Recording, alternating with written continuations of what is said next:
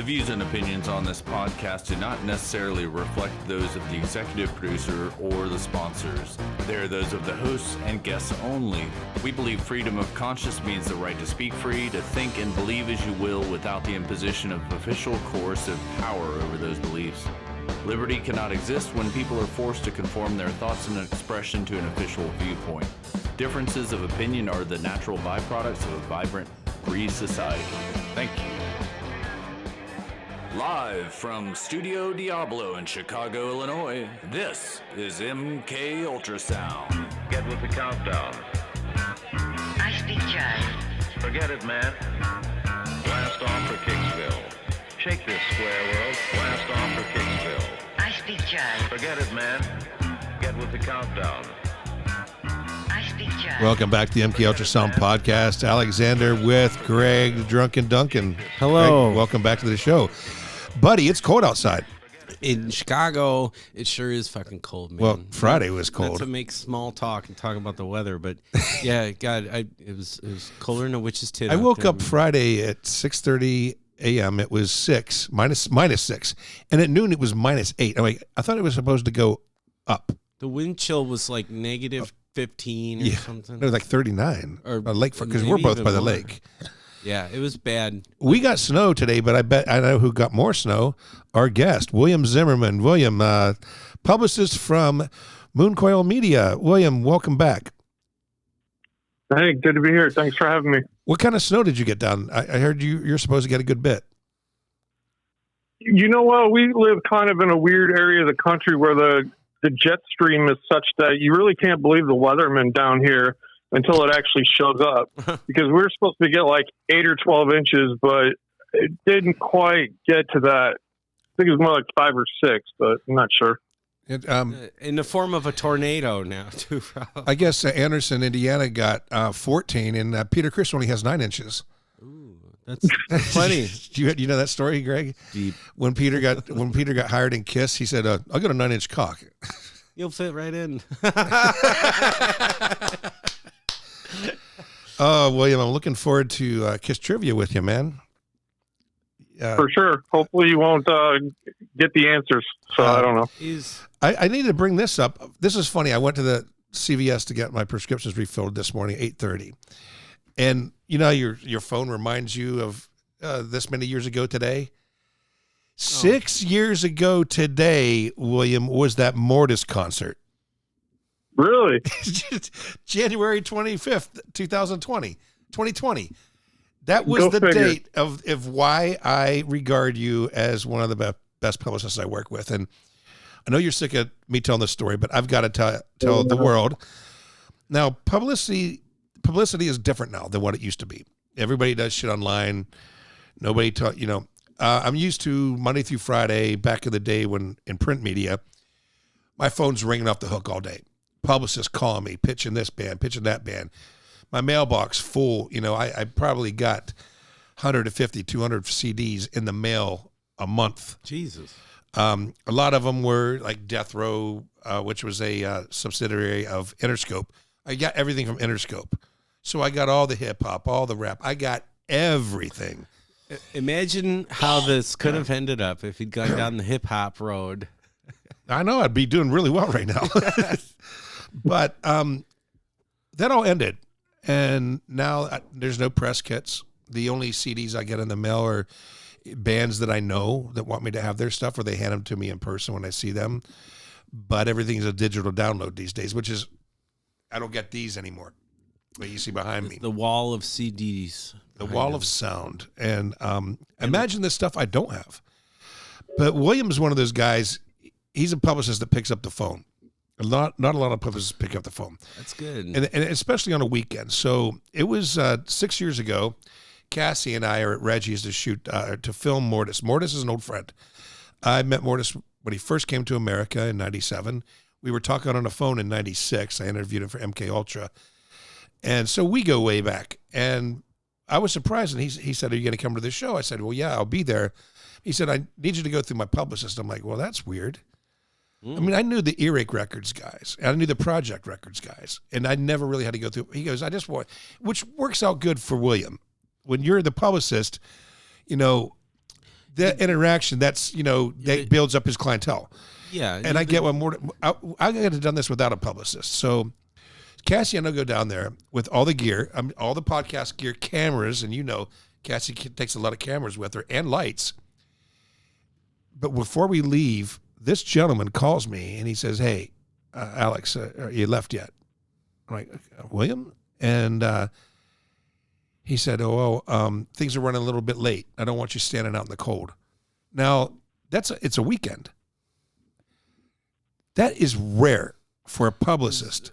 Well, Usually to be humane. Yes. And William, I don't know. I mean, I know that's a story that you've heard me talk about a lot and I shared a lot, but I mean, usually once you're on your own at that point. And the weather was like today. It was snowing, it was cold. And if we'd have been outside waiting to get in with a bunch of gear, it would have sucked. Yeah. So Mr. Zimmerman, thank you. You're a good publicist. I do my best.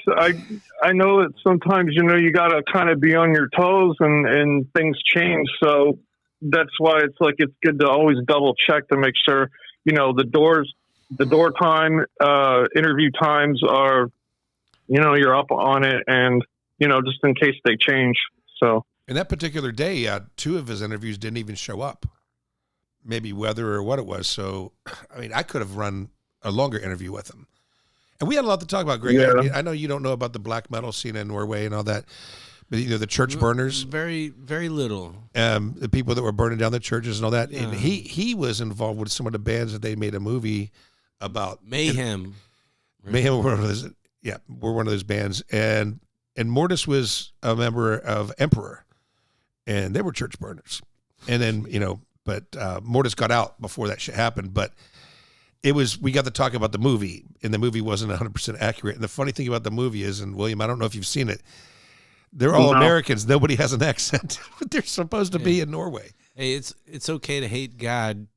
He can defend himself. Well, he did a good job of that this fucking Friday because it was cold.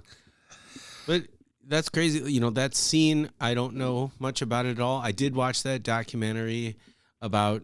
I've got the book, Lords of Chaos. Those guys in that band who committed murder and stuff. And, I had a lot of friends. I have a lot of friends who are like really big into like Scandinavian metal scene. And so I like black metal. I do. But I like the stuff that Mortis does too. He does dark dungeon music, and then he went. Actually, your sister met him. We went. We had a party for him at the House of Blues. That poster's right there. We had a party at Neo after the House of Blues when he's with Danzig. It is right there. And Kelly and your sister and I rode in the van with those guys. Nice. So that was fun. William, so you've been sending some new bands my way. We're going to play a couple, but you're working with some friends of mine. Most recently, Peter in his band Death by Love. How you liking that so far? Dude, Peter is one of those guys that, when you do campaigns, all the campaigns that work the best are the bands that have their shit together, that give the right assets. They're organized. They take a hell of a lot of pride in what they do. And Pete's just on another level as far as talent goes. I mean, it's, filming, as a musician, obviously.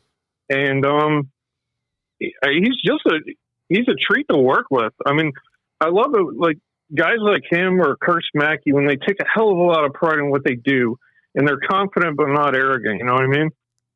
Greg knows Curse also. Yeah, we've had some fun times. Curse, I think he still has keys to my house. You also work with another organized band, an individual I work with that I'm good friends with, is Dave McAnally and Sis Machine and his other band, Derision Cult. Same thing? Yeah.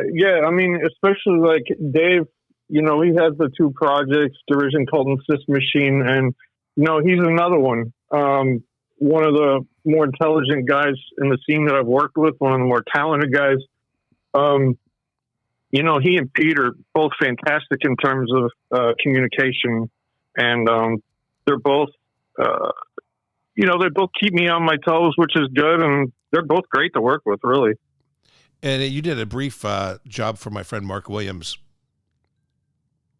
who's actually supposed to be coming back from NAMM today, I believe. Didn't you work on the Naja thing? There's a Spy by Spy, a video for him, right? You did some. Oh yeah, campaign. that was a while ago. You know Mark also, Greg. Was that from Chinatown? Yeah, yes, that guy, the beach guy too. Remember the beach? Right on. Yeah. Chinatown. Yeah, I know. Yeah. So Greg knows everybody but Pete that we've talked about. You haven't met Peter from Poland yet. No, but you've met Curse a few times. Yeah. You've met Dave McAnally, and you've met Mark Williams. So interesting. Greg's like a brother from another mother. I've for real. I've known Alex since I was 20. That's 22 years now. I'm sorry. And I only known William for 6. And he did another great thing. He ran that GoFundMe campaign that I talked about last week on the show. Brother, thank you for that. I put up real quick. I said, I can't afford this year. I put a thing, can anybody do a GoFundMe thing? DM me. 10 minutes later, he hits me up. That day, the next day, he's got it up. In 6 days, we raised the fund. So, William, thank you. And thank you for that. Alex, thanks so much. When are you going to ask me to be a guest contributor on your blog? Come on.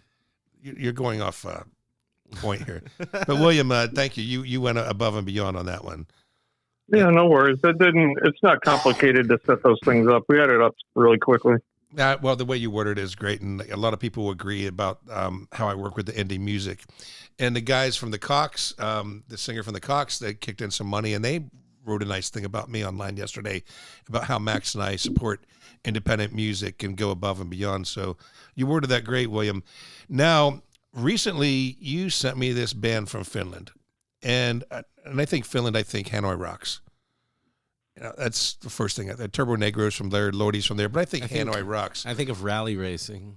But my first love, Mina Tulevi Pohjanen, is from Finland, from Turku, Finland. And now she's related to Michael Monroe, the singer for Hanoi Rocks, by marriage, which is just weird for me because he's my favorite frontman.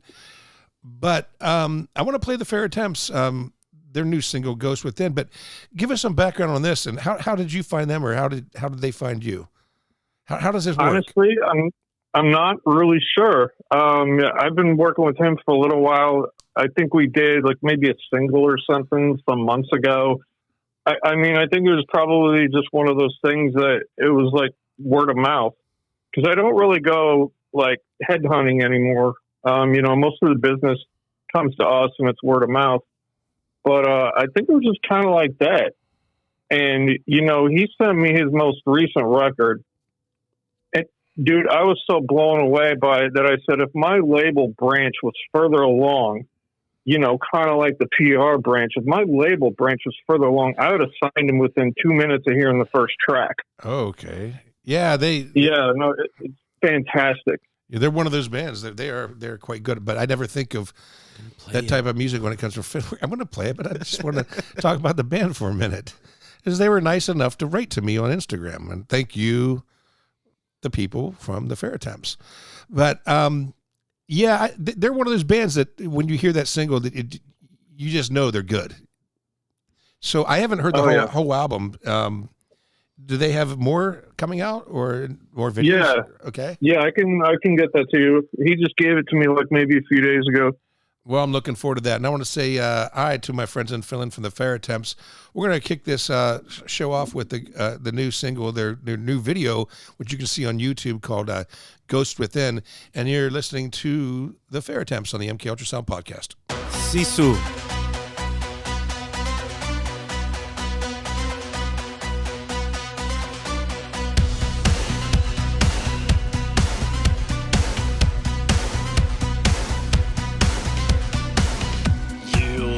Up your cigarette, perfume to fill your room with regret. I thought I knew all the magic, every spell, but I've seen something I couldn't tell. The ghost within, under your skin, feeding off your fear.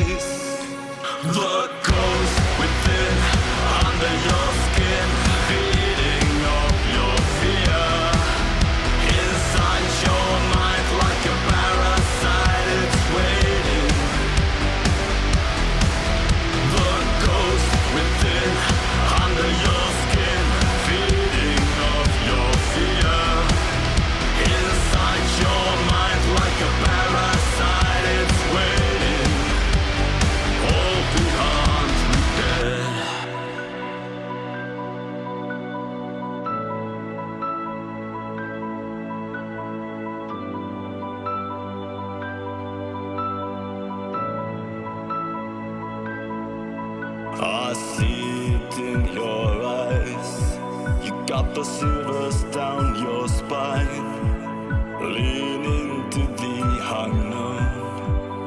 In the end, we're all alone.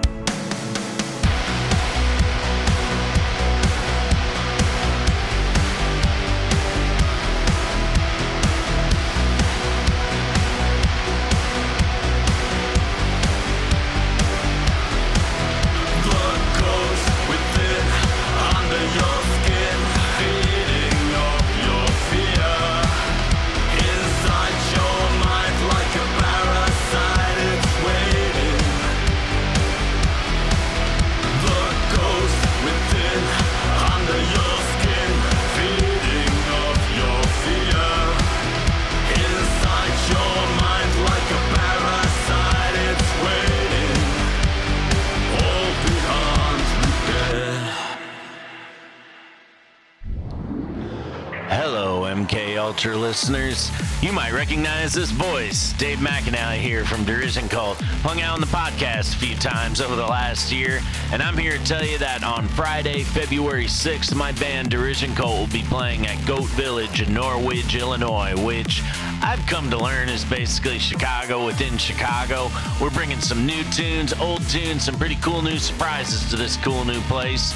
We're going to be joined by Strident, Escape, and Would You Kindly. Show starts at 9, and it's brought to you by Sound Fury Magazine. You can get tickets online at soundfurymagazine.com or follow us at derisioncult.com. You can get them there, and I hope you get in on them early because we expect this to sell out. Let's kick off February proper. That is Friday, February 6th at the Goat Village in Norwich, Illinois. We'll see y'all there, man. And I will be bringing most of the MK people that I can get. I really want you to go, Greg. I'll try. I mean, 1st of February, made it through sober January so far. So what? What the hell is that? And but yeah, Max is definitely going. I'm trying to get some people. I'd really like you to go. It'd be a fun night. Just don't bring Fireball with you this time. Oh yeah, and try to offer it to the owner. Same owner. William, is it really? Yeah, I think William. Here's a story for you. Funny then if I did. Like gift him a bottle of Fireball. William, are you there with us? Yep. So a few years ago, Dave McAnally's band Derision Cult, they headlined my birthday party show at a bar here called Livewire, and a lot of people came. I couldn't believe it. And the next day, a bunch of us went to New Glarus, Wisconsin, where I've taken you there, Greg. Yeah. But at this Dave Horniak owns that bar, and he also owns Underground Lounge, and now he owns the Goat Village, where Dave's show is going to be on the February the 6th. So, but on my birthday party show, in the 616 from Milwaukee opened. They were on Cleopatra Records. They were all here. Pretty good. They're good on record. Good. Yeah, great. I like them. I like the guy a lot, man. I like the singer. Plus, he's friends with Bam Margera from Jackass. Well, Elvis, motherfucker. Yeah. So anyway, William. So Greg Drunken comes in, and he's got a fucking small bottle of Fireball schnapps, right? A pint of Fireball. And he's like drinking it, and Dave, the owner, comes over to me and goes, Alex, you know, you got to tell your friend to put that away, quit, just order from the bar. And the funny thing is, as I said, Dave, you know, this is Greg Duncan. That's Kelly's sister. Dave knows Kelly. Yeah. From back in the day. We all hung out together. And you refused. Then you just took a big... No. Here's what happened, man. He's blowing it out of proportions. I was hanging out there. Yes, I was sipping on my little bottle. And Alex was, you know, standing over by my Alex. And I was like, hey, do you want some Fireball? And he goes, no, thanks. And he's talking to this guy, and I was like, hey, do you want some Fireball? And it was the owner. Alex goes, dude, this is the owner. And I was like, oh, I'm sorry. And they gave you a choice. He gave you a choice. Either put it away or leave. Put it away. And then I was like, you kicked yourself out of a bar. I'm going to leave. So don't bring it. What if I gifted him a bottle of Fireball? What'd you think of that band? Unopened. Oh, so yeah, that last band, you know, I've got a special place in my heart for Finland. I'm a Formula One racing fan, and some of the best drivers in the world come from Finland. They're a hardy, fucking badass group of people. And, you know, the music, it it was just so throaty and full. I love the sound. Love the sound. You looked at me and you said they sound like Rammstein. Well, the vocals kind of sound like Rammstein, but I think that's just that Germanic language coming through. Do you, as a publicist, do you have that same feeling, or what would you compare him to in Publicist terms, William? You know what? I didn't really think of Rammstein, but now that he mentions it, I can kind of see it, or I can kind of hear it. Honestly, when that guy wrote me to, you know, possibly work with him, I was just kind of blown away by it. And I didn't really think of it in terms of, you know, this kind of sounds like somebody. So I don't know. I don't really have a clear answer for that. I was just, you know, so taken aback by what he had presented. That's all I really thought about. I'm a guitarist, and I always pick things apart. Since the age of 14, I've never been able to listen to a song without thinking, how was this played? How was it recorded? And that song is just like, you know, they've probably got at least 15 guitar tracks and multiple synth tracks, like just creating this big, it's a big wall, sound, yeah. Wall of sound, like full, very full, like I said. Did you want to ask him anything about what he does? What he does for a living? I do. I mean, William, you know, where are you based out of? I'm down near St. Louis, probably about 20 minutes from St. Louis in southern Illinois. Right on. Yeah, I've got some friends and family down near St. Louis, and I went to school in central Illinois.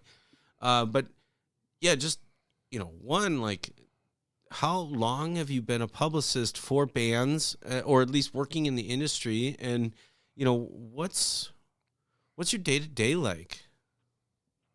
That's kind of a loaded question, because I didn't, like, you know, grow up thinking, oh, I want to get into marketing, music, or publicity or anything like that. I mean, initially, you know, as far as this music goes, I kind of started like a fan with the attitude like, well, if I can't get into it, then I can't sell it. For sure. But, you know, part of what makes it unique is that I have experience as a writer. I have experience as an artist and now a publicist.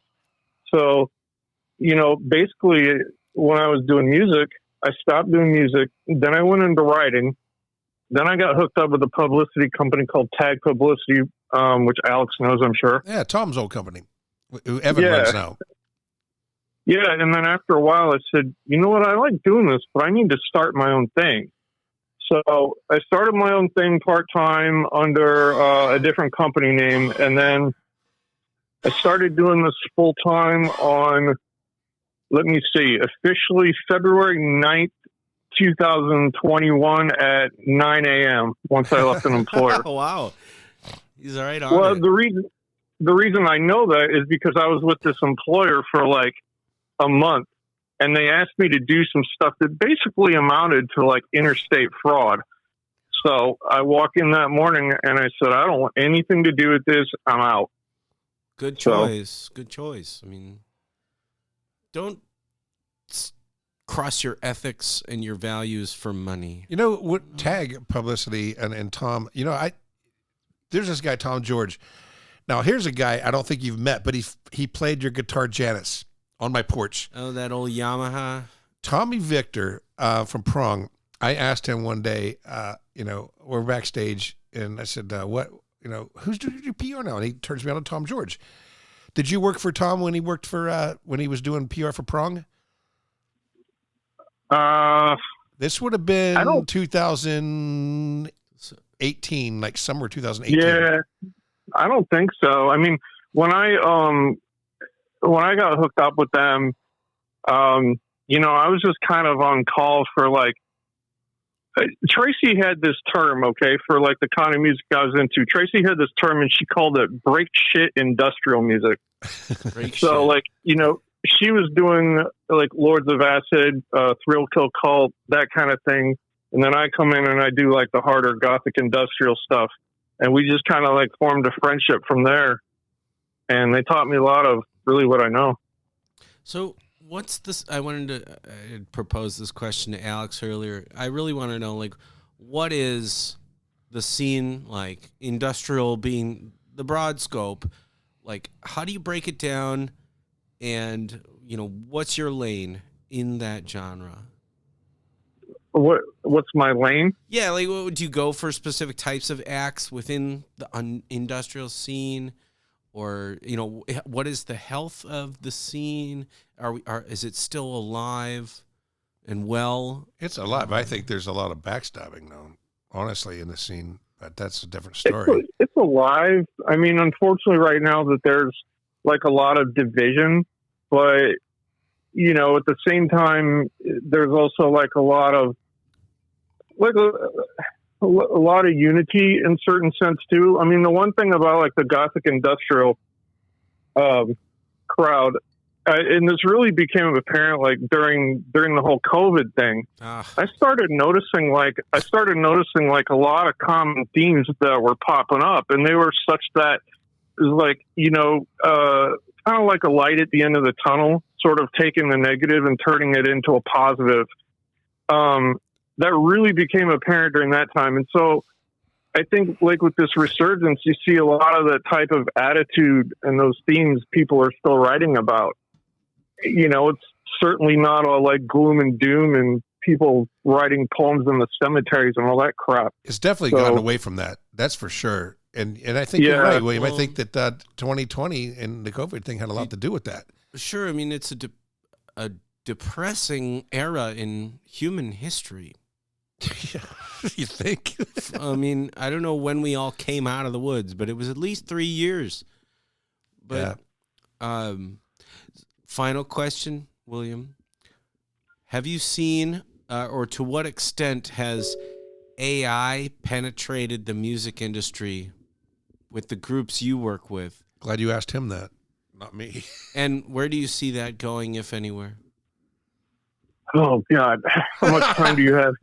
Go for it, William. It's your show, brother. No, honestly, it's kind of cool in a sense right now because in my community, there's a lot of people more into like organic and like they're really dead against like AI used in most cases, like especially in composition. Like there was an artist that I nearly signed to the label branch because his whole record was like flawless. And I said, this is too good to be true. So we ran his music actually through about a half dozen AI auditors. And it turned out that it was like 95% AI created. Wow. And I was like, nope. But it was because of that we started putting AI clauses in our contracts for the managed bands. Oh, because our attitude as a company is that we won't support or promote music that is mostly composed with AI. When it comes to visuals like cover art or reels, Instagram reels and stuff like that, we'd rather have it like natural, but we kind of take the bands as a whole. Like, okay, does this band use mostly AI for their reels or their visuals or stuff? And we kind of take it from there. But it's really, really frowned upon. And Just I think generally...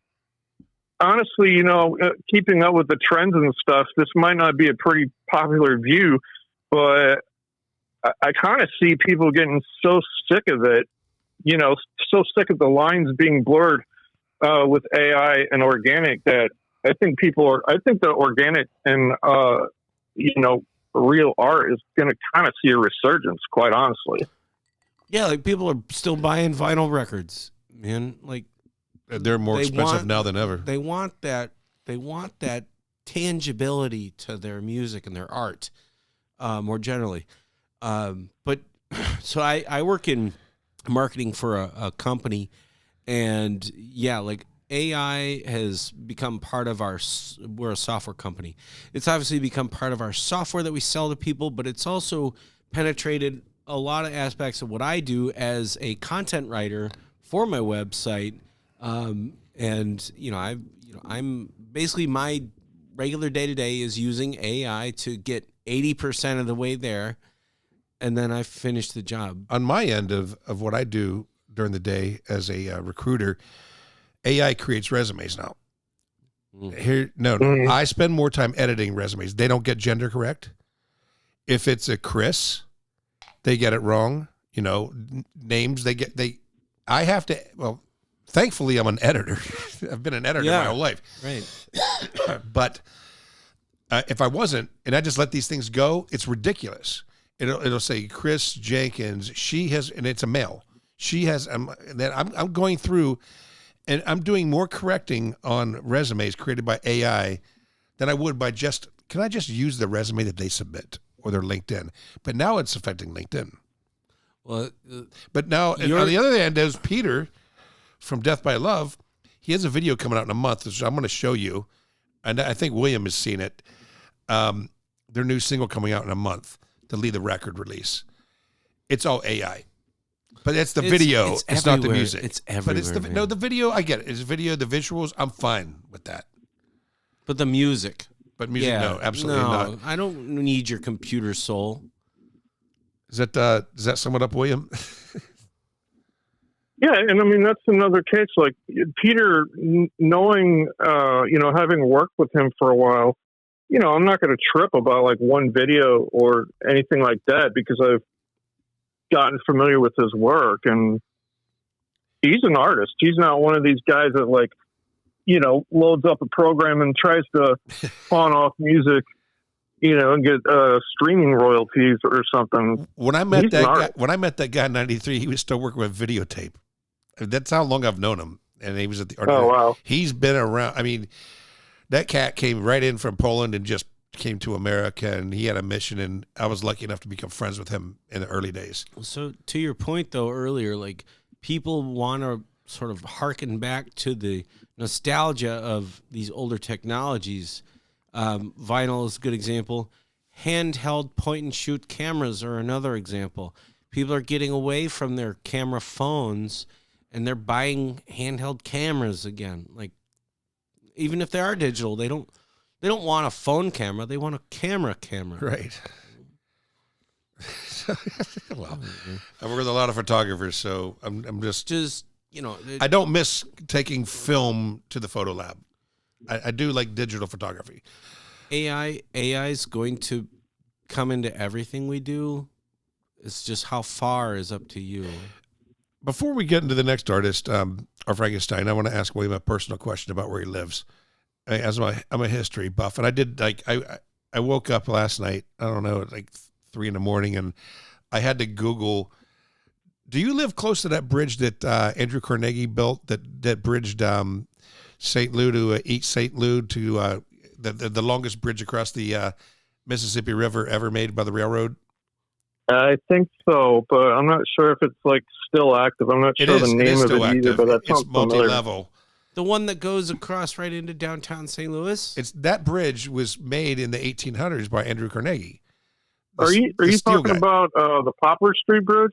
No, it's named after. Because there's like 3 or 4 bridges now. No, but this thing's old, and it's the only one that's still operational. Well, not the I-90 bridge. It's not 90, 55, not sure. I think. 55. 55, yeah. Interstate. Yes, yeah. There's interstate. That's not the one? I think it is the one. Yeah. Okay, because there's several bridges like. But this one's the first one because I study a lot about that the founders of these the steel industries and the coal and it's pretty old. The main bridge into St. Louis is pretty fucking old. Yeah. So I wanted to ask. So that's all. I'm a history weirdo. Like I said, 3 a.m. That's what I got up and Googled, and not what other people think. Our Frankenstein. Give us a background on these guys. Our Frankenstein's from L.A. They're actually getting ready to go on tour, and they're going to come up your way, I think, in February at the West Chicago Social Club. Is that right? Oh, my God. That place is so far away. Where is it? It's West. They're opening. No, it's they're like opening for Clockwork Echo and Cyclone 9. Yeah. I think he's up to a 3-piece. There's like a main guy, Ryan, that kind of has the project. They just had a record a few months ago called Magnum Spire Hotel, which was fantastic. And they kind of had this vibe like, you know, they use masks, but not like really in a cheesy way. There's kind of like a whole theme to the show. It's sort of like a gothic rock, gothic metal type of thing. All right, well, let's jump into this one, and this is another band that you turned me on to that we've put it on the MK Ultra magazine podcast, and once again, this is our Frankenstein.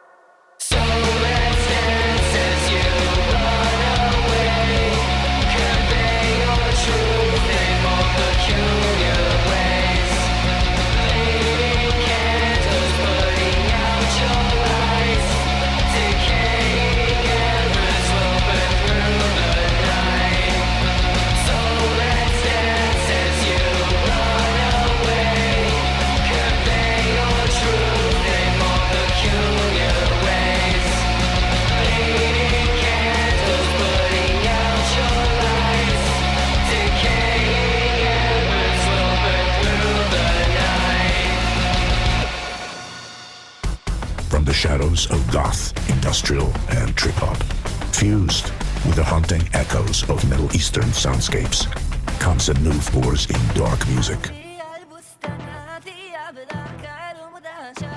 Meet Death by Love, the visionary project of Polish vocalist Inga Habiba and American music producer Peter Gallard. Their long-awaited debut album, 444, arrives February 20th, released worldwide by Distortion Productions.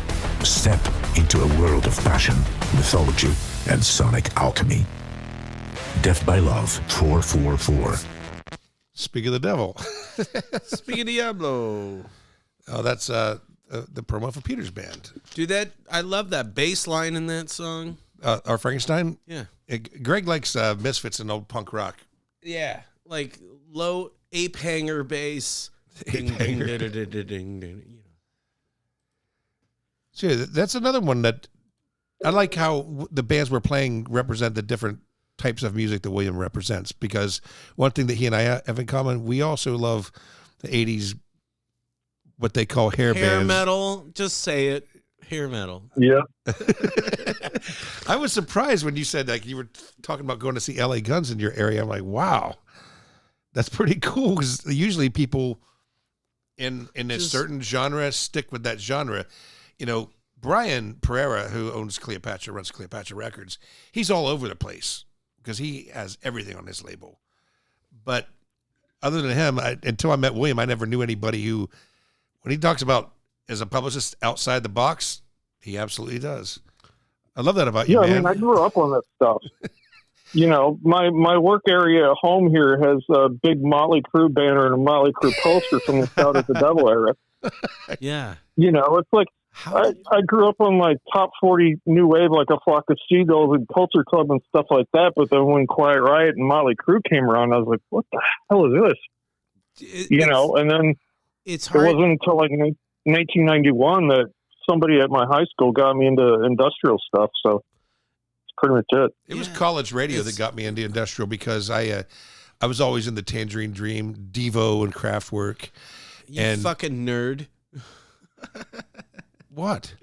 Devo. I love There's Devo. nothing nerdy I about love Devo. by the way. I love it. But yeah, and then my first industrial band that I heard was Front 242, and that just did it. What was your who broke your cherry? What band in industrial? Honestly, it was a local band. Somebody comes up to me in 1991, 1992 at the library of my high school, and they say, dude, you got to go over to St. Louis to see this band called Voice of God.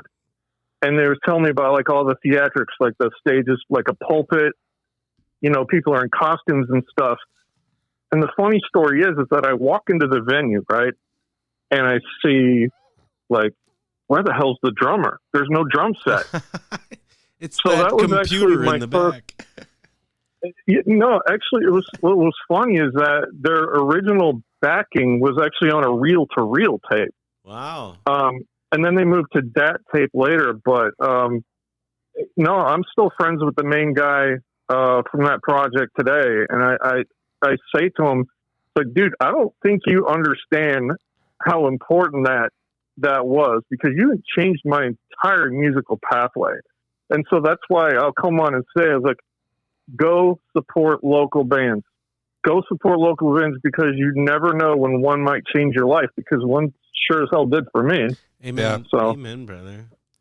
I love Rich to that. When I moved here, I Love Rich was my favorite local Chicago band, and they're still my favorite local Chicago band. But they're not industrial. They're like, you know, throwback to glam rock, but and punk. But I get what William's saying. Yeah, that'll change your life, man. You know where my industrial cherry was broken, and I might be younger than you guys. We'll see. You are. The soundtracks for the movies I gave it away. The soundtracks for Mortal Kombat. There you go. Yep. And the soundtrack for The Crow, like KMFDM, Lords of Acid. My sister, Kelly, was all into that, and I love... That's why we got along so well. Fucking Mortal Kombat. Like, that is the best KMFDM song ever. Mortal Kombat, when MK Ultra first came out, people asked me if MK stood for Mortal Kombat. Which is... It was funny, but think about the industrial bands on that. I mean, you met Christoph from Bile, right? The singer from Bile here? Yeah. He's been here, and then they're on that soundtrack. Bile. It's like... Yeah, that's old shit. That's like 93, 94. That's what we talk about this a lot, William. Like when soundtracks were awesome. Remember that, man? The Crow soundtrack. All that stuff was great. Oh, yeah. Even the Tarantino films, man. He's the last one that actually has good soundtracks to his movies. Yeah, there's a lot of unique stuff. A lot of offbeat, like 60s, 70s. Yeah, but you talk about a nerd. That guy. Jackie Brown's the greatest soundtrack. Man. I like Reservoir Dogs. Yeah. But yeah, and there was another movie. Oh man, there's just a ton of them. But Bile, yeah, you met Christoph. Yeah, like back on industrial though. Like, let's talk more. Like, what song do we have up next? Well, that's Peter's band, but William, other industrial bands that you've worked with, anybody you could throw out there that we might know of, or maybe somebody that I put on the website that you sent to me that are notable you'd like to mention to give a prop to? Industrial specifically, I'm not really sure, because a lot of my acts, you know, kind of span over post-punk, gothic, industrial, darkwave. I mean, you know, Mortis has done some stuff that's bordered on industrial. Yes, he did. God, you got me on the spot there. I'm not sure off the top of my head, but I think we're up to almost 300 clients that we've worked with. So wow, nice. And how long have you had your company? I remember when you did the name change, but how long have you been a publicist independently? probably, I think maybe like 8 years or so now. Okay. So I met you like into your Something second like year that. into it. Yeah. It was amazing that I met you through Mortis because we've got such a history. I want to tell a Mortis story. I already mentioned I worked with Mortis like 96. And then, where do you go take a smoke? No, I was pointing at the poster you were talking about. Oh, Mortis. Okay. But then we met at the Expo of the Extreme, and he worked that. And so it was a 3-day thing, and I had a table. We became really good friends. And I brought him some mead, honey wine. It's like a pagan drink. It's a man's drink. Anyway, I brought it to him, and my girlfriend and Heather gave it to him. Anyway, he got fucking hammered, and he ended up taking some kind of designer drug. You remember when Lincoln had all those hooker druggy hotels? Lincoln Avenue, all the way up. Diversey? No, Lincoln. It's famous for it. All these roadside motels. Up north? Yeah, and there was a spa motel where we put all the bands. They were like before you get to Lincolnwood. Yeah. So there are all these motels, and there's a lot of them. Yeah. So there's the guy, the promoter, put all the bands there. And these rooms were only like 50, 60 per night. So that tells you anything. So I guess Mortis died. He died from a designer drug he was doing. And guess who brought him back to life? Resuscitated him. The guys in the band called Dark Funeral. Oh, wow. So the next day I see him and he tells me the story. I'm like, oh man. He goes, well, Alex, I'm on beer now instead of drinking like hard liquor. And back then I only drank beer. And so he's, I'm on beer now. So we became friends, and he met a girl from Detroit. And so I was coming to Chicago pretty much once or twice a month because I plan on moving here. So I was planting my seeds. But I would come here and I'd go to Smart Bar after a show and I'd run into Mortis. There'd be a Sister Mercy concert. Smart Bar, reading to Mortis. Wait, what do you want to drink?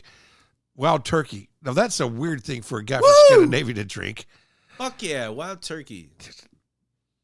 Ron Marks from Celtic Frost and Subsonic drinks that, and so did Hunter Thompson. 101 proof, bitch. But he puked, and then I saw him after another show somewhere, and I bought him a shot, and he puked. And he says, "Alex, every time I see you, I get sick."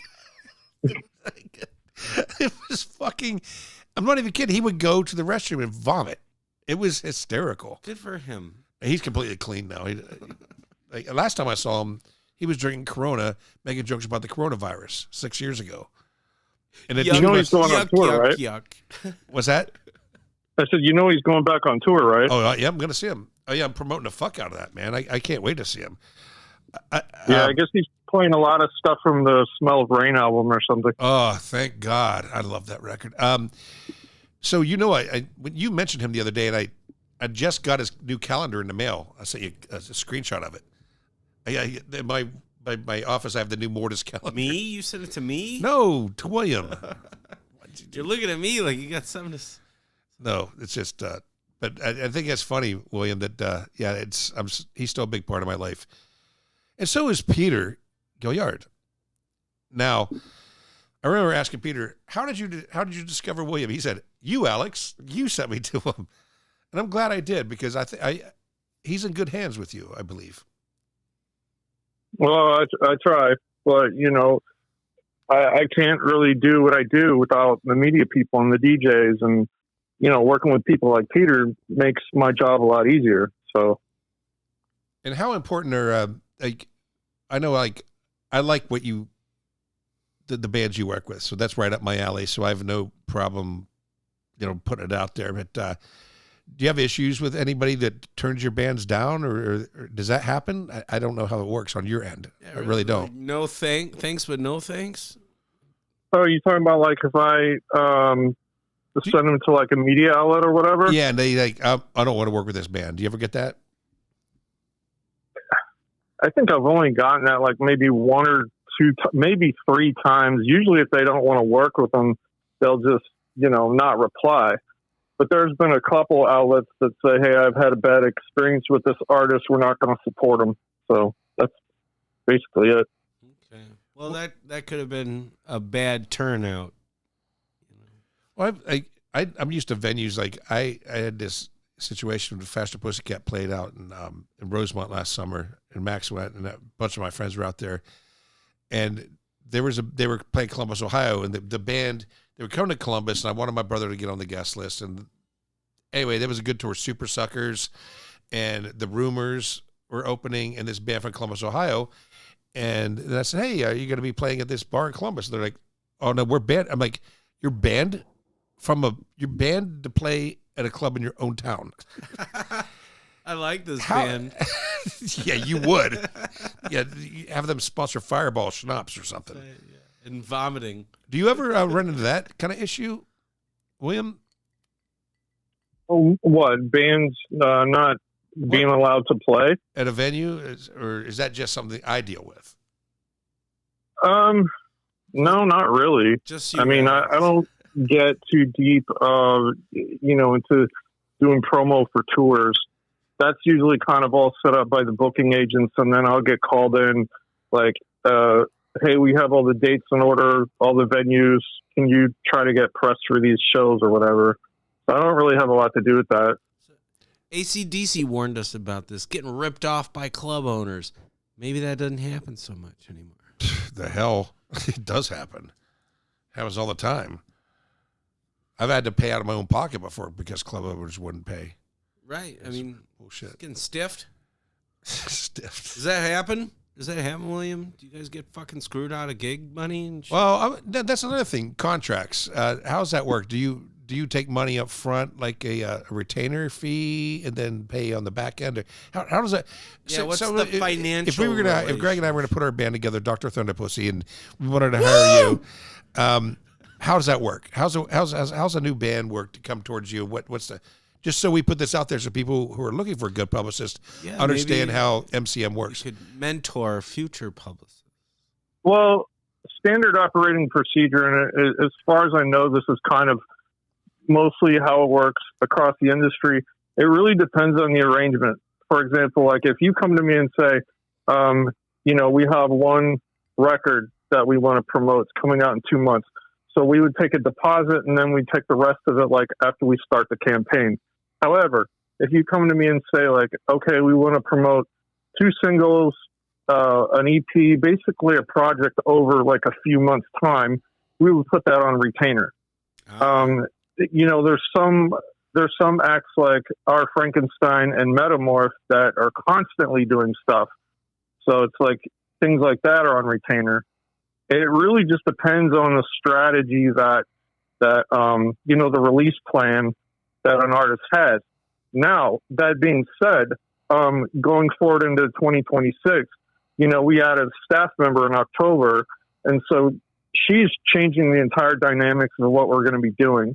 So we're going to start doing like, incorporating like consults and, things that are geared towards like, like monthly, like mentorship, things of that nature. I think I sent her a friend request. I went on your staff page the other day. I think I sent her a friend request on for Facebook. Yeah. So let her know I'm not a creep. Yeah. So also, we'll do. No, let him continue. But talk more about staffing and all that. What's it? You have a skeleton crew. Yes and no. I mean, there are people kind of that I consider part of the staff on the outer circle. Like, we have a highly skilled webmaster. We have an accountant. We have a legal reference. Business advisor. But the core is basically myself and Bella and Cassidy. Bella's more into like, she does a lot with engagement. She's very connected to the DJ world. But we found Cassidy in October, and it was like her and Bella got along like right away. Like they'd known each other for years. So to have that kind of chemistry, and all the ideas that they're coming up with, the stuff they're coming up with together is just blowing me away. And it gets me like really anxious to disclose what we're planning, but I don't know. I feel really excited, really gifted to have these two. I don't even like calling them assistants. To me, they're more like directors. So, it sounds like you got a great operation there, William. Well, I got to tell you something about running an independent operation, and this comes from somebody who's been doing this since 1995. I've brought people on board, William, that I've sent to cover concerts. I even sent them to go out of state to cover a concert. All right, you got an interview, you get backstage, you get all access, you get VIP, you get photo, and they go and they hang out with the band and they come back and they don't give me anything. Okay, where's my photos? Where's my interview? Where's this? I had a guy, I'm not going to mention his name right now. He was on my FM radio show for a minute. Jeez. I sent him to interview Moby, and he went to Moby's hotel room at the House of Blues, and all he did was pitch his own project to get Moby to try to pick it up and produce it. I'm like, you're not doing. They wonder why I get rid of him. Like, wait a minute. He wasn't there to collect. No, press? I said I can't go out of town. I'll go out of town. All right. Can you cover this concert for me? Because I want to be out of town covering this concert. Oh, no problem. Photo pass, everything. Where's my photos? And then a publicist called me. Hey, Alex, it's been a month. Where's the photos? I'm like, yeah, where the fuck are the photos? You got a free concert. You got to go backstage. You got to hang out. Where is my work? You ever have to deal with that as a publicist? Like, this was a job, by the way.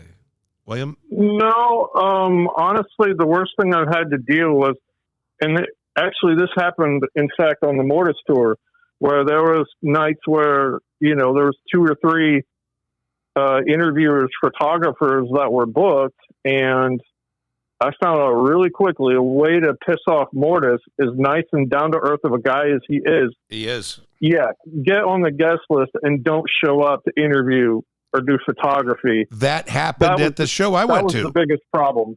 He probably blocked out time for that. No, seriously, they do. They do block out time, and that's what happened. At the show that 6 years ago today, we were down there. We ended up shooting early because the first interview didn't show up on time, and then the second interview didn't show up. And I'm like, we could have, because Mortis and I have a lot to talk about, but we had to cut it short because other people were coming in and they were just hanging out, and we could have done longer. But yeah, that was, it might have been that show, William. Oh, there was multiple shows. Yeah, there was like what 3 they or want to 4. do, just go see him or something? No, I mean, one person had a legit excuse, but then I think there was a couple people that say, hey, something came up, we can't make it. So then I got to go and tell the artist. And, one thing that I'll say about Mortis, that he takes a hell of a lot of pride in what he does in his live show, and people should respect that time. So it's like when you, at the last minute, say, oh, something came up, to me, that's like disrespecting the time that my artist has. Seriously. So, but, I mean, things happen. No, things don't happen. People aren't committed. Well, number one is there are circumstances. Like I went to the CVS this morning and it wasn't open on time, but it was a snow. So I went next door to Aldi, came back, it was open, I got done. But here's what they can do. Call or let the publicist know what's going on. It's out of respect. Yeah. Communication. Which is what's great. Yeah, I mean, they would call like at the last minute, basically, or message at the last minute. And I think one person did have a legit excuse. But, when there's a pattern that like 4 or 5 shows where people don't show up, come on now. And with digital photography, there's no reason not to get those photos immediately. I remember I had really great photographers who would like sit outside of 1 hour photo waiting. And I don't miss digital because I would pay for so much film to be developed. Oh, you mean print? And most of them sucked. I get 1 or 2 good shots and I'm paying for the processing, right? 30 rolls or 30 frames or whatever. And now it's like, hey, just delete whatever doesn't look good. No, there's no reason for any delay in any photos now. So yeah, with it's just like reporters, like in print media, which I respected a lot back in the day, when they could do a concert review, say for the Sun-Times or the Tribune, the next day it would be in print. I respect that. Yeah. Wow, you had stories in the fucking Sun-Times? No, not me, but I'm talking. That's but like the music the scene. world I'm from. Yeah, it's like music scene. Like I deal with photographers. I sent you to a show. It's been a month. Where are the photos? Well, and I'm like, just send me 3 shots. Big hits. So that's that. I just got done bitching. I just wondered if you have to deal with any kind of drama in your world at all as a publicist, William. Sounds like you have good clients, man. No real. I mean, the only drama I've really had is there's been, under our artist management arrangements, there's you know, it goes a little bit deeper than traditional PR stuff. So I've had to stick my head in some situations that were really unpleasant. But, you know, most of the time when it comes to like artwork or photographs, I'll get like some shots that really aren't suitable for press releases, but that comes, you know, sometimes from the bands, and they get sorted out really easily. But my God, I've got some stories like under our retainer management X that were really unpleasant. So, Yikes. Yeah. Your press kits are great to work with. They're easy. Well, yeah, that's no. that's What another William sends me thing. something, I can actually get it up within like 5 minutes. Because I work. You know who taught me that? Who? Really, who taught me how to do good press releases was Tracy from Tag. It was Tracy, huh? Wow. Yeah. Yeah, yours are easy. Some, like, especially the ones I get from Europe, or I shouldn't say ones. That's not the proper term. It's the press kits I get from Europe. Ice. Sometimes that WordPress doesn't recognize Oh, it. the formats. Yeah, it's just like Death by Love. Like, it doesn't get the H. So they have to go and fix that. But again, you know, if you're not looking at it, you don't catch it. You need to pay attention to that. Just Williams publish it in the original Your finish. press kits, I like your YouTube links are so easy to work with, man. All your links to reaching the artists are so. Yeah, you're a great publicist. You're very, very easy to work with, and I appreciate that. Well, I try, but you can also thank Tracy for helping me to. Hey, Tracy, thank you. Hey, Tracy. Yeah. Media kits, press kits, clutch. Yeah. So we're going to talk about more fun stuff after this next song. These next two artists, I seem like I've played these last two songs a lot in the last month or so, but this is my good friend Peter Yo. This is Death by Love. This is a band that William talked about that's easy to work with. Is it going to rock my cock? This song won't. But Damn do it. LA Guns will. All right. Damn it. We'll be back in like 3 minutes. The MK Ultrasound Podcast.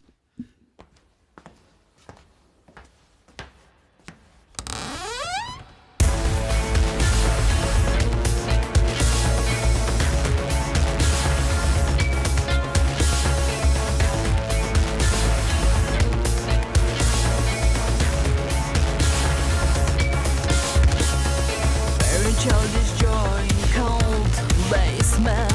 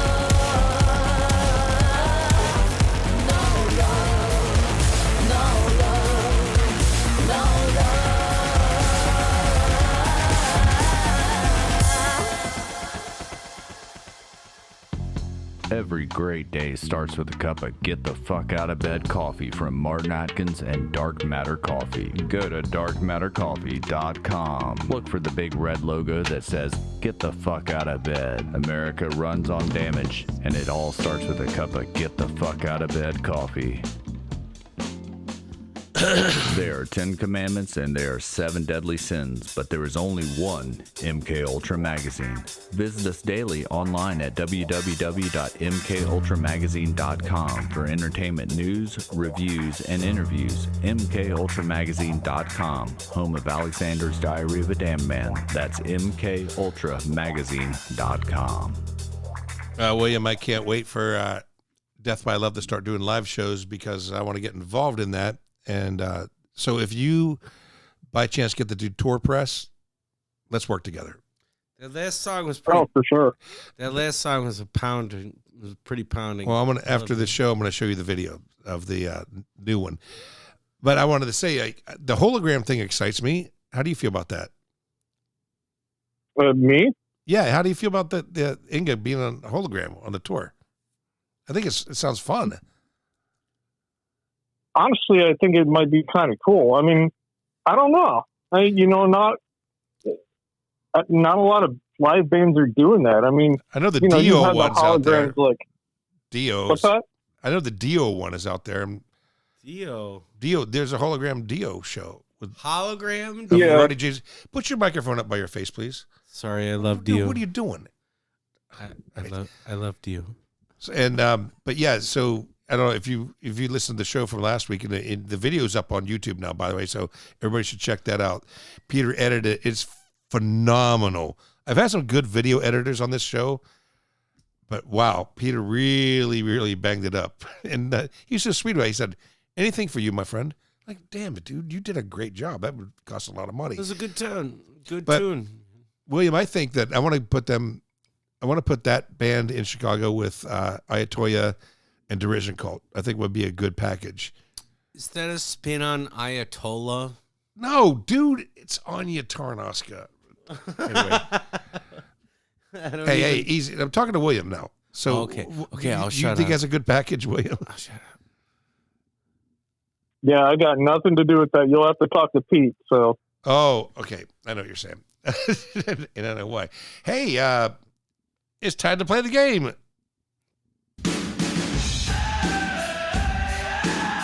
Creatures of the night, new album from Church. The Masters of Metal and their heaviest.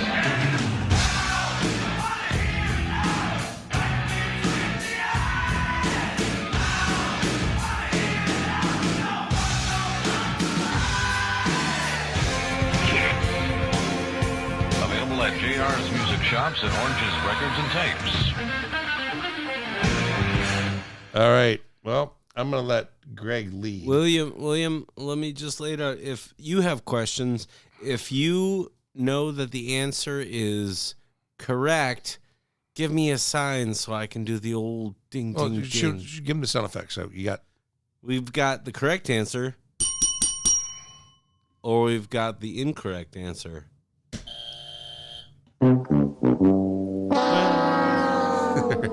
Okay, Bob. So, oh, yeah, man, just Bob Barker. let me know. Same birthday as mine. If you ask a question, he gets it wrong, just give me the nicks. Well, I'll know if I get it wrong. So, all right, Greg, lead. And luckily, I only have 2 people this week. So, Yeah, sometimes it gets so complicated. I know, right? We have a round table. Hey, all right, here we go. In the very early days of Kiss, not all amplifiers were real. Who made the fake ones? Oh, the fake amps? Yes, somebody. They were empty Marshalls. Somebody made these fake cabinets, presumably, for them. I'm just going to reach out there and say, was it Sean Delaney? Bum, bum, bum. No way. Apparently, Paul Stanley's father was a carpenter. A Jewish carpenter. No, like Jesus. Yeah, but Paul's Jewish. So Jewish. He and his dad didn't really get along until right before his dad died. True story. That's what it says on the card, my friend. Well, He probably got a few bucks for it. All right, William, you're up. All right. I got 3, right? Yep. So you'll go, and then Greg will go, and then back and forth. All right. Here's the first one. What 2 1980s shows was Vinnie Vincent a staff writer on? What you mean, TV shows? Yeah, like he was a staff writer on these 2 shows, like a staff songwriter. Oh, okay. You weren't specific to say TV shows. When you said shows, I thought you were concerts as shows. Oh, sorry. What years? What was the decade? 80s. Oh. So like 80, 82. Wow. Miami Vice. No, that wasn't 82. Like shows, like music shows, or No, like regular like TV shows, like sitcoms.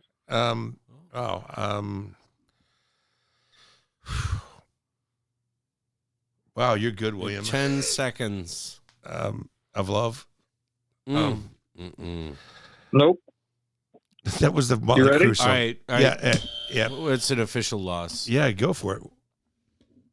Happy Days and Joni Loves Chachi. No. I was gonna say Laverne and Shirley. I was close. No fucking way. Vinny.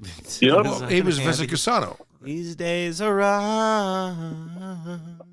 Wow, dude, William, that was great, man. Well, that was we great. Should have known that though. It was big. Dude, when Melita was on the show, when she asked me a Vinnie Vincent question, she said, "Who is Vivian Vincent?" And I started laughing because he's a androgynous now, and I'm laughing so hard. And she's like, "I'm not doing the show again. You're making fun of him." I'm like, no, you don't understand how funny you called him Vivian Vincent. That's really funny. You're up, Greg. All right, so this one's kind of a nexus between your generation and my generation. Nirvana recorded what? Do You Love Me? That had it on vinyl, man. It was a punk rock tribute to Kiss. Wait, Do You Love Me? Not that song. Guess who wrote it? No. Chubby Checker? No. You really like my limousine. You like the... Kim Fowley wrote that song. Oh. Kim Fowley, my old friend Kim Fowley. All right, William. Okay, I'm scared. You're 1 for 3. All right. There are 2 songs that Gene Simmons wrote. One of them is on Animalize, and the other one is on Sonic Boom. There is one line of lyrics that appeared. The same lyrics appeared in both songs. What were they? Okay, Love and High Heels probably on Animalize, and Sonic Boom. Oh, man. Actually, I only like the Gene songs on that album. I'm going to have to take a loss on this one. Did I get the first part right? Actually, you're 2 for 3. William. Nope. It was Burn Bitch Burn and Russian Roulette. There was a phrase that said, "Out of the frying pan into the fire." Ah, yeah. Gene's really good at repeating himself. Like he always says, powerful and attractive man. He's a powerful and attractive man. I'm Gene Simmons of Kiss. He's pretty tall. Not really. He's only 6'1" or 2. Taller than us. Okay. All right. I sound like we're Alex, you're 2 for 4. You're 50-50 here going in. I got my last clue. Whose hand appears on the elder? Paul Stanley. Shut up. Paul Stanley's hand on the elder. I think he just sits at home and studies these cards. Dude, when vinyl came out, I mean, you knew that was his hand. I studied vinyl, and when you were young, right. You looked at the records. Your Thursday night is. All right, this guy is like killing me, William. I think you were right when you said I'm not going to get any of these. You're really good. You're 4 for 6, right? All right, so 3 for 5. There's a relatively famous comedian who was on the Kiss cruise several years ago, and he got on the PA as Gene Simmons and said that Kiss was going to offer VIP packages to get off the boat. What was that comedian? Craig Gass? Yep. You got it. I got it. Wait. Kyle Gass? Craig Gass from the Howard Stern show. You know, I saw Craig Gass right after 9/11 happened. Ted Nugent played House of Blues, and I was with him, Craig Gass, Cinderella Pussy for Throco Cold. Did you meet Cinderella here before? No. Okay, Kelly knows her very well. Your sister. It's me and Craig Gass and Cinderella and my girlfriend at the time, and we're watching Ted Nugent from the box seats of House of Blues, and Craig Gass drove from New York and drove back to Howard Stern show, talked about it. He was afraid to fly, so he drove back and forth. So, yeah. Well, what was his shtick, Craig Gass? What was his shtick? Are you familiar with him, William? He's a he does great impressions. Oh yeah, well he was great at impersonating Gene to the point where he did a Gene impression on the Howard Stern show. Gene heard it and apparently flew up to confront him. Of course. So, but you know, I always said, because that's how Gene Simmons is, and like he was like, Craig Gass was always like, that guy must. This is Gene Simmons of Kiss, because Gene Simmons would always say, "This is Gene Simmons of Kiss." Like Alex, you can't accurately imitate Gene Simmons, so this guy must have been a super fan. Craig Gass was just funny. He wasn't Rich Little, but Rich Little was the king of fucking impersonations. But yeah, Craig did stand up. He was on the Howard Stern show. He was a regular. William, you kicked my ass. You kicked my ass, brother. Alex is 4 for 5. No, this is one of my worst. No, that's why I asked William to do it. A guy who knows. He was digging deeper than these. Or are you 3 for 5? Are you gonna ask me one more or something? Can always give you a bonus. I did my 3. I did 3. You gonna throw another one out, William? Go ahead. Got another one, man? I can give you a bonus. All right. All right. What was Mark St. John arrested for in 2006? Urination. Public urination. Oh, I think he got picked up for drugs, did he? Didn't he get picked up on a drug conviction? Yeah, it was drug paraphernalia, resisting arrest, and I think it was attempting to hide evidence. And also, I can't play guitar for Kiss because my hand hurts. Man, that guy didn't even. Is that it didn't fit in. Yes, the guy couldn't. I'm sorry. I'm in the biggest band in the world, and my hand. No, I gotta tell you though, Vinnie Vincent was a good guitar. I mean, he saved Kiss with he played on Creatures, he played on Lick It Up, 2 really good solid records. He played on those. Michael James Jackson produced both of those. He also produced L.A. Guns, Hollywood Vampires album, which is great, underrated. But however, Mark St. John he didn't fit. His name was Mark Norton. And Mark Norton is not a Kiss name, so they gave him a name. And sounds like he didn't like that. Sounds like a goddamn baseball player or some shit. Did you see Kiss back then, William? I mean, I don't know what our age differences are, but what year was the first year you saw Kiss? The Hot and Shade tour. Wow, I saw. And then I saw him on the reunion, the first reunion show around like '97. Hot in the Shade was the last tour Eric Carr played on, man. What do you call a Kiss fan who's like the equivalent of a Deadhead, like a groupie? Well, Kiss Army. Kiss Army. Yeah. Okay, that makes sense. Yeah, no, it's the Kiss Army. It's established. Formed into Fort Wayne, Indiana by no, not Fort Wayne. It was Terre Haute, Indiana by Bill Starkey. They had cards and everything. Right? Oh, yeah, you signed up. You were to Kiss Army. Yeah, people got tattoos. I've seen your Kiss Army card. Dude, you see my Kiss office. William, I'm looking forward to hang out one day. I know you were here for Nails, and by the way, they're doing their second round. I hear there's nothing but great things to talk about this tour. I've seen Trent 3 times, and this just blew. I mean, the second time was with David Bowie, so that was special in its own way. I saw that tour. That was great. The Bowie tour was great. But yeah. Can't imagine. It was awesome. This 9 Inch Nails tour currently is just amazing. That's what I hear. It's just like huge. And you saw it at United Center. Yeah. Surprisingly good place to see a show if you're on the floor. I saw Neil Diamond there. It was great. Yeah. I saw Garbage We went there. to see The Cure, I think in 2023 or something, and that was amazing as well. At United Center? Yeah.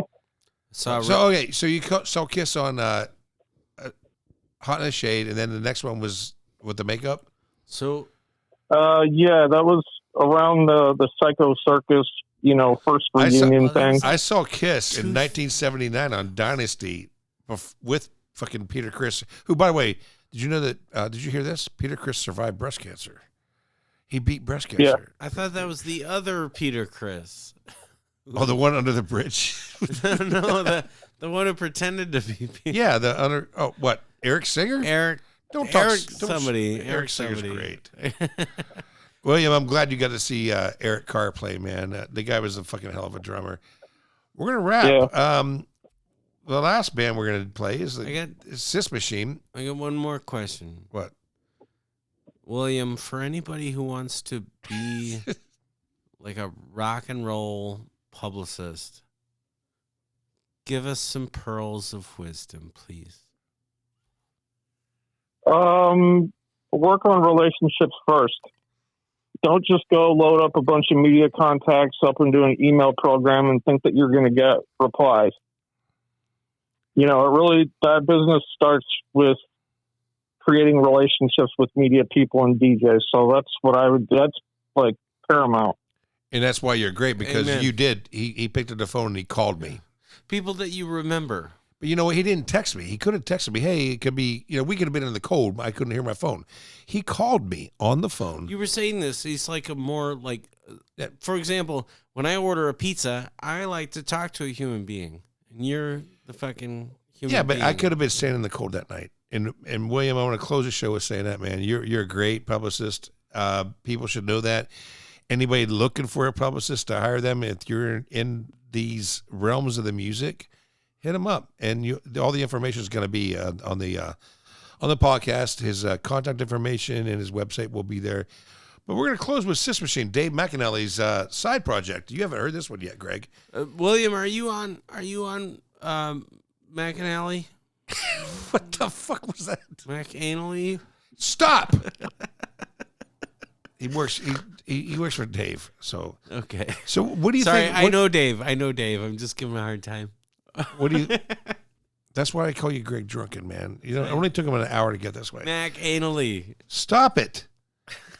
William, Sis Machine. I think it's great when Dave does a whole bunch of different projects, kind of like what Trent does and what Al Jorgensen does. What do you want to say about this project? It's kind of more, I guess, in the dark alternative, dark wave kind of vibe, but it's definitely a different project. So if you didn't know Dave was involved in both, you wouldn't know it's the same person. That's perfect. And he also works with Sean Payne. So his hands in the business all the time. And I love Dave as a person. I love watching him bike, ride his bike and all that. So we're good friends on that. I cut your mic off, dude. Yeah, I know. Anyway, William, thank you for your time. I hope that people listen to this and get who you are and what you are and get a little bit more business. I knew I threw a few bones your way, and I'm glad I did, because everybody that I've hooked you up with has nothing but great things to say about you. Same for me as a media guy, man. Thank you very much for your time this hour on the MK Ultrasound podcast. William? Hello? I appreciate being on there. All right. Hey, I'll talk to you on the other side. This is Sis Machine on the MK Ultrasound project.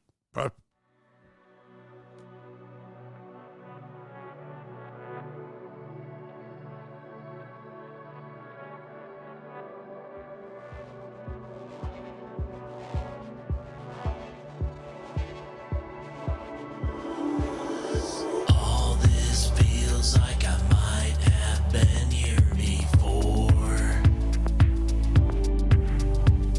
Strange how I always come through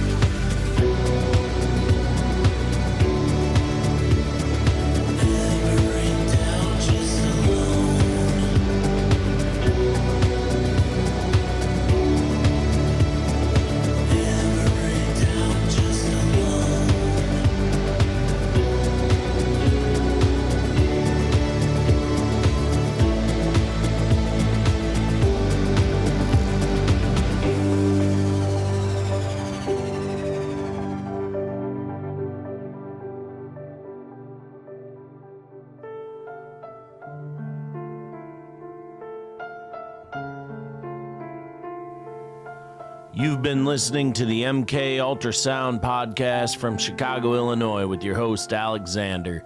Please click like and subscribe and share with your friends. Check us out online at mkultramagazine.com. And on behalf of the MK Ultrasound staff, thanks for listening, everybody.